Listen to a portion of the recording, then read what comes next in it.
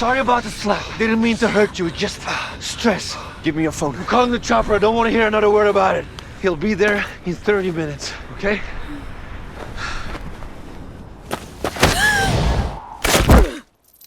The monster that started this whole mess is shocked Rick would go to such lengths, but it was either that or jail time, no doubt. Now, under his instructions, they stay on track, go hunting, clean up the mess later, and pretend like nothing just went horribly wrong. A helicopter buzzes overhead, and the next time we see it, it has landed in the desert. Richard steps out first and opens the door for the blonde goddess Jen. She carries a duffel bag and heads straight toward the waiting glass house. Outside, the pilot Roberto reminds Richard he's available if needed, then hands him a little gift with a mischievous grin before the two men part. Inside, Jen waits seductively in the room while her partner lingers by the door, taking a moment to stare. They meet in the middle, and he swiftly pulls her against him, soaking in the moment. Grabbing her lush curls, he makes it clear she holds his reins, so she takes off his clothes, lowers herself, and indeed takes the wheel. He's got a clueless wife back home, stressing over the details of a communion menu while believing he's away on a business trip. When the call ends, he slips into bed beside Jen.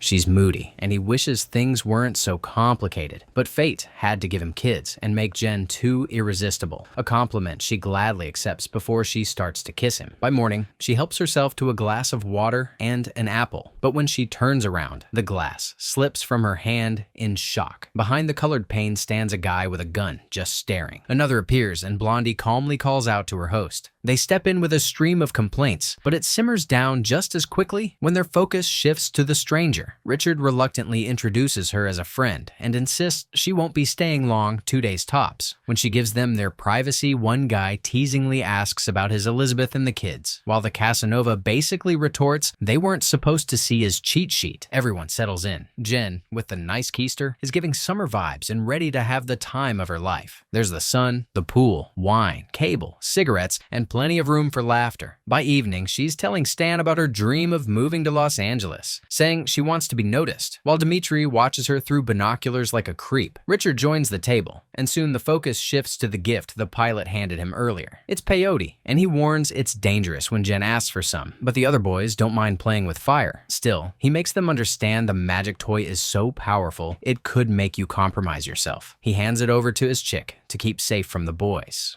Indoors, she decides the best place to hide it is in the locket she wears. Then she turns on the music and steps out to put on a show. But since Rick insists on being a spoil and refuses a dance, her next target is Stan, who happily agrees. She starts grinding on him, swaying left and right, leaving the other two men as spectators. When her married boyfriend decides playtime is over, he hoists her over his shoulder, making her giggle while her dance partner grunts. By morning, her partner isn't in bed. She strolls out to the patio and finds Stan excited for her company, inviting her to dine with him. The previous night, she talked about wanting to be noticed, but Stan's stares would make anyone change their mind. Dimitri's floating nearby with his face covered by a magazine, and his friend explains it's a nasty hangover, adding that dear Richard stepped out on an errand, something about passports. After failing to distract herself with her phone, she announces she'll go pack and bolts, leaving him with breakfast. She's peeled when Stan steals sight of her from the corner, and she jumps, trying to cover herself the moment she notices him, which makes him apologize. Still, he moves closer, wanting to keep the connection, hands her his card, and suggests they find time to get their groove on. But the second she says she's not sure that work might call, he scoffs and calls her bluff. With each question, he throws her way. He grows passive-aggressive, not liking that she's rejecting him. He cites last night, insisting things were different between them, but now she's acting weird. She pulls back to put distance between them, but he's not having it, pressing against her back and caging her in when she tries to run. She moves to stop him, but he's no gentleman. Dimitri barges in with a bag of food, sees her crying, but chooses to beat it after Stan gives him the option to either join them or stay. He closes the door and leaves his friend to make her scream in agony. Then, as if to drown out the noise, he turns on the TV and heads out for a swim while Jen bangs against the window. When Richard returns, he immediately senses something's off. His friends are on the couch, and the brute stands up to confess his crimes. Shocked, Rick rushes to the room and finds his girl flinching. She wants to be miles away from the scene and asks him to call the helicopter amidst his apologies and promises to sort things out. Outside, he yells at Stan for being a douche. When she wakes next, she suddenly has a job in Canada and a huge sum of money to start fresh. Her boyfriend's in her face, thinking he's fixed everything, says it's the same thing as LA, but she only wants that damn helicopter so she can go home. He switches gears, pushing the blame on her beauty and acting like a slap on the wrist will settle it. Jen threatens to spill to his wife, only to find herself on the floor, dazed from a slap.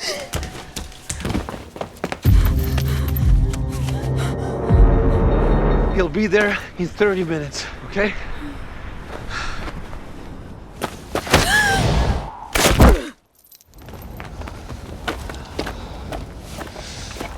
He starts burning her things while his friends prep the ammo. Later, he calls his lovely wife to coup, praising her organizational skills and telling her he loves her and he'll be home soon. Stan comes to apologize about Jen, but he's burned her memory too. The poor girl is still dangling from the stick, dripping blood and crawling with ants, but she isn't dead yet. With blood pooled in her mouth, she gasps back to consciousness. The movement doesn't come easy, bones and flesh grinding in protest, vital fluid drooling out of her mouth. Her surroundings slowly sharpen. The sky, the desert rocks, her MP3 player and a lighter just within arm's reach. With the earpiece, she draws the lighter closer, picks it up, and sets a dry bush by the stub of flame. The heat climbs as fire licks upward, but the roots split apart before she's a crispy critter, freeing her from the impalement. There's no time to rest. The troops roll up in bikes and a SUV, marching towards the cliff to finish the job. Jen stirs and begins dragging herself away from the scene. The log is still lodged in her gut, and her legs won't work, but she manages to slip out of sight just in time.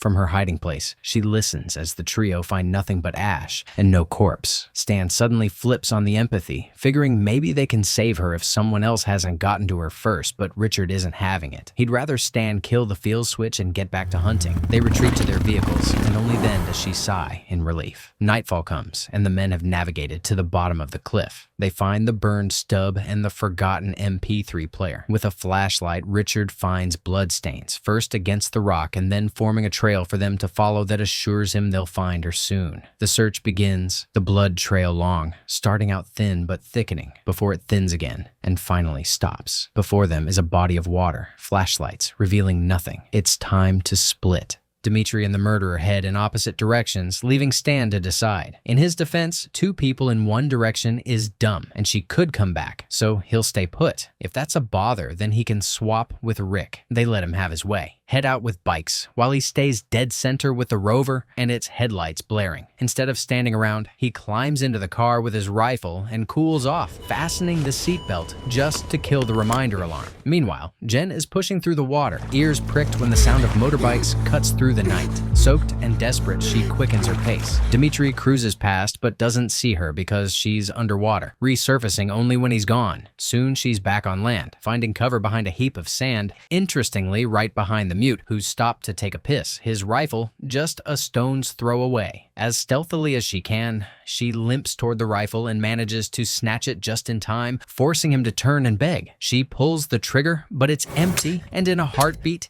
he swaps it back and shoves her down. Now he can talk, yelling between a kick to her face that she's dumb enough to think he'd leave a loaded gun lying around. He tells the brute he's got her and will deal with her himself. Stan feels the air ease, less tense now, as Jen's summer pick strums from her forgotten MP3 player. Meanwhile, Dimitri's busy trying to drown her, the plan being to drag things out and torture her first. But she manages to swap his knife, and the next time he forces her head underwater, she drives it into him. The second jab sinks into his shoulder, and the last one straight through his eye. He thrashes and screams, but it doesn't last long. Once he's cold as ice, she shakily pulls the blade free and lets his body drift beneath the water. Now, the bike and his backpack are hers, but the fuel runs out and she's forced to continue on foot. She makes her way to a cave and sparks a fire with her trusted lighter before dumping out the contents of the bag. Just a few supplies, including a flashlight, a can of drink. She downs the drink, then tries to assess the wound, but even peeling her shirt is pure agony. Defeated, she collapses to the ground in tears. Then she remembers the locket and takes the peyote out. It tastes awful, and she spits it into the sand before picking it back up and forcing it down her throat. As the effects begin to stir, she grabs the rifle and cycles the weapon. Soon, dramatic music rises. Maybe in her head, maybe not, and it leaves her on edge. edge, hands clamped over her ears. A loud voice calls out for murder, sending a surge of energy through her. She cuts open the can with the blade, laying it flat like a map, then sterilizes the blade and nicks the squishy suit so the stick has more room to be pulled out. Once she pulls it out, blood gushes, but that's what the cut can is for. Sizzling with heat from the flames, she cauterizes the gaping hole, all without feeling a single twinge of pain, though she still collapses. Stan sleeps in his car until daybreak, woken by Richard slapping a bloody catch onto the windshield. Rick thinks to reach out to Dimitri, assuming he's also gone hunting. Stan steps out and stretches, then heads to the lake to take a piss, unnecessarily drowning a harmless spider in yellow juice. He's washing his face and stink pocket when his pal's body surfaces. Next thing he knows, he's in the water, screaming in shock before swimming away from the corpse. He vomits by the car while Rick watches, expressionless. Inside the car, he's yelling and punching the air in frustration, the blood from the game coating half of the visor. He finally decides to drag the corpse out after staring long enough, while the other guy talks to himself, trying to figure out how it all went wrong. With each ragged breath, the wiper smears the blood across the visor, the aircon fogging it just enough to melt away and clear it. Pokerface drags the corpse to shore and comes knocking on the window. When Stan rolls it down, he's told to put up the aircon, too unenvironmental for Rick's taste. Plus, his help is needed with the body. He storms out to play the blame game, but Jen's ex isn't having it. Together, they swing Dimitri's body back into the water. The story will be that the dead guy got careless while hunting despite warnings from his friends. Just when it seems everything's done and dusted, Richard swings at Stan and the guy collapses, wincing from a broken and bloody noise. The attacker then gets on his bike and starts to drive off while Stan is left whining and with the car. Both vehicles storm through the desert with purpose while Jen is still in the cave. She jolts out of sleep and finds the design from the can has branded her. Now's got a makeshift tattoo of an eagle with the word beer scribbled on top. She gathers her ammo and heads for the opening when that psycho blocks her view with a rifle of his own and blows off her noggin. In a second dream, it's nighttime when she jolts awake, sees the branding, and grabs the ammo. Richard still appears, firing. Then another dream unfolds, this time Dimitri's corpse, followed by a distorted Stan questioning her. Hallucinations flood her, memories mingling with horror. She bolts from the cave and just keeps running. An actual eagle appears, total madness, until she jolts awake again for what seems to be the last time. She straps on the belt to hold the blade and extra gear before moving out of the cave. From pageant beauty to warrior princess, her body is streaked with dried blood and dirt alike. Her hair has gone from golden blonde to ashy from the grime, and she's stripped down to just her underwear. She pulls out binoculars and scans her environment, but nothing for miles. Stan is also scanning through and finds nothing. They found the abandoned bike and know she's on foot. A livid Richard wants a map, quick. Stan gets what he wants, and they start to strategize. One person will head east, while the other goes west. The idea being to check every nook and cranny until they find her. But the one with the broken nose isn't sure, insisting they should stick together like they would in a forest, citing strength in a pair. As far as Pokerface is concerned, this isn't a forest, so they better get going. He jumps on his bike, leaving the brute with the car. On the other hand, Jen spots a glim of light and stays locked. It's Stan using a mirror and in the process reflecting light. She watches him get in the car and drives off, expression unreadable. She starts to close in with a rifle while he cruises along the desert hills. The car beeps for fuel and parks. He steps out to access the trunk. Inside is a jerry can, which he takes to the gas tank to fill. Jen hides behind a rock and readies the rifle. She has several clear shots and time on her hands while he fills the tank, but she hesitates, shifting between angles. The more she looks at him, the more he reminds her of a lizard from one of her hallucinations. Finally, she shoots, only hitting his shoulder blade. The recoil sends her to the ground, ears ringing. By the time she regains her footing, he's nowhere in sight, and she's left frantically scanning for him, her grip far from steady. She draws closer still, but there's still no sight of him. Just the abandoned car and splatter of blood from where she shot him. The front hood has a handprint, and onward is a trail of life juice. Stan is limping ahead, clothes soaked and eyes wide. He throws several glances back, as if expecting her to pop out of nowhere, and maybe she will, because she's yet to derail from his tail. At some point, he takes off a shoe and uses the sock to gauge the bleeding in his shoulder. She finds the discarded shoe and keeps moving. She has no idea that Stan has the upper hand, perched like an eagle on a hill while she wanders below. He readies the gun, but his shoulder proves a hindrance, making him grunt. With shaky hands, he fires and the bullet slices off a chunk of her ear. Crying, ears ringing from what's left, she scrambles to her feet and retrieves her stick boom, hurrying along. The shots that follow are muffled, but none hit her, even as he trails behind. To slow him down, she smashes the flashlight against a rock, leaving shards of glass. He falls into the trap, one shard carving a canyon-sized gash in the sole of his foot. He tries to remove the fragment, but it's deeply embedded.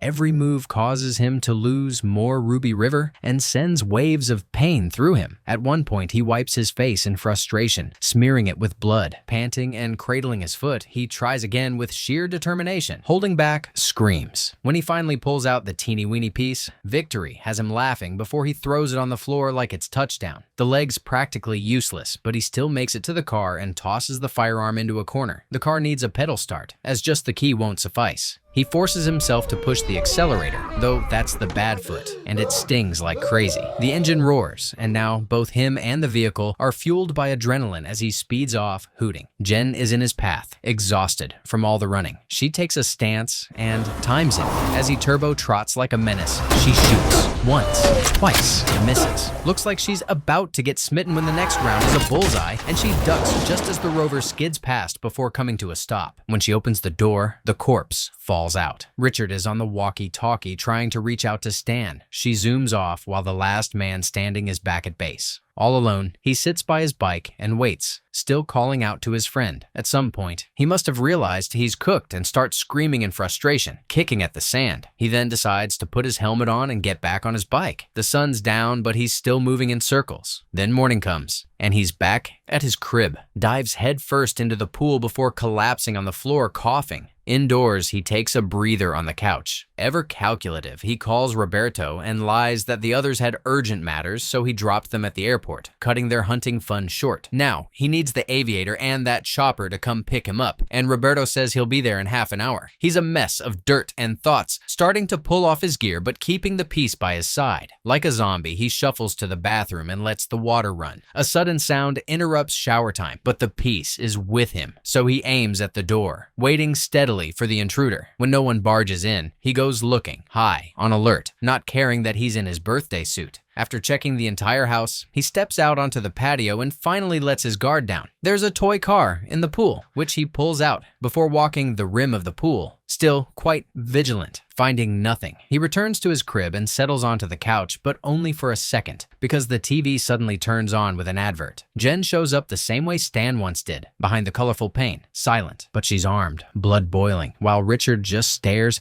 as if wondering whether she's actually going to do it. He starts to talk, but she responds with a shot that sends him flying, guts spilling from his side. She fires more rounds, though it's unclear if they hit. There's no room on her side, so she pops out each time he peeks from behind the couch, forcing him to take cover and rack. One zap from her end nicks his already gaping wound, and he grunts in pain. Her eyes watch from behind a deck chair. The TV blares on as he drags himself across his once plush rug. He crawls toward the inner hallway, and she steps out from her cover to follow the track and finish him. Somehow, he manages a 360, the trail leading back to the deck. She has no idea that he's at the corner of the wall, intently waiting for movement from the deck, while he's completely soaked but standing and aiming. If she inches any further, he'll have the nuzzle at her head for a quickie. It's a waiting game, and she almost loses, about to take a step forward, when a fresh stream flows from the corner he's standing. Now she knows she silently steps back, hurrying to the opposite side of the corner, so she'll be at his back and have the first and last shot. When he doesn't show up, he starts rounding the corner, maneuvering through the slippery pool, just at the moment she should have been at his back, only to find the spot empty. She has the upper hand, though, as he's weak and aching, bracing himself against the wall to keep moving. Noise distracts her, and she's unsure which direction to go. On the other side, he scavenges through lurching utensils until he finds a wrapper to keep his injury at bay. Back to the waiting game, until she bravely runs up the fuse,